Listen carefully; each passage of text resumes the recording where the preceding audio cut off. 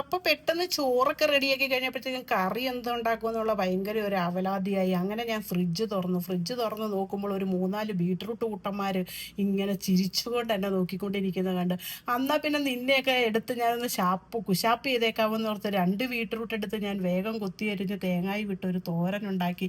ആ തോരൻ ഉണ്ടാക്കിക്കൊണ്ടിരിക്കുമ്പോഴാണ് ഞാൻ പെട്ടെന്ന് ചിന്തിച്ചത്, അയ്യോ എനിക്ക് മീനിൻ്റെ അംശം ഒന്നുമില്ലല്ലോ കഴിക്കാൻ.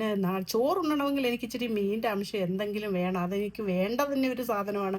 അപ്പോൾ വീണ്ടും ഫ്രീസർ നോക്കുമ്പോൾ കുറച്ച് മീനൊക്കെ മേടിച്ചത് ഇരിപ്പുണ്ട്. പക്ഷേ വെട്ടാനും ഉണ്ടാക്കാനും കറി വെക്കാനും ഉള്ളതൊക്കെ മടി കൊണ്ട് ഞാൻ നോക്കുമ്പോഴത്തേക്കും ഉണക്കമീൻ ഒരു സൈഡിൽ മാറിയിരിക്കുന്നു.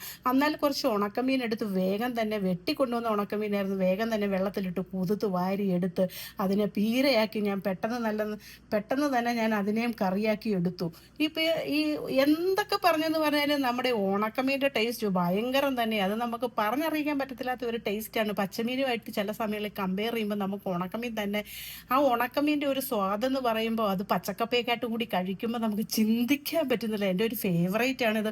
ഞാൻ നാട്ടിൽ പോയിട്ട് എപ്പം വന്നാലും കുറച്ച് ഉണക്കമീനും കൊണ്ട് വരാറുള്ളതാണ്, ഇപ്രാവശ്യവും കൊണ്ടുവന്നിട്ടുള്ളതാണിത്. അപ്പോൾ അങ്ങനെ ഞാനൊരു തട്ടിമുട്ടി കറി, ഉണക്കമീനും കറിയൊക്കെ ഉണ്ടാക്കി ഇതിനെ അവസാനം ഒരു ടേസ്റ്റിന് വേണ്ടിയിട്ട് കുറച്ച് നല്ല പച്ച വെളിച്ചെണ്ണ ഒഴിച്ച് പീരയാക്കി ഇങ്ങെടുത്ത് ഗൈസ്.